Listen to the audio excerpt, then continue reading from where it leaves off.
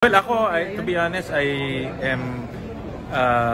would prefer na wag i-live stream kasi nga iba ang tao pag may public na no?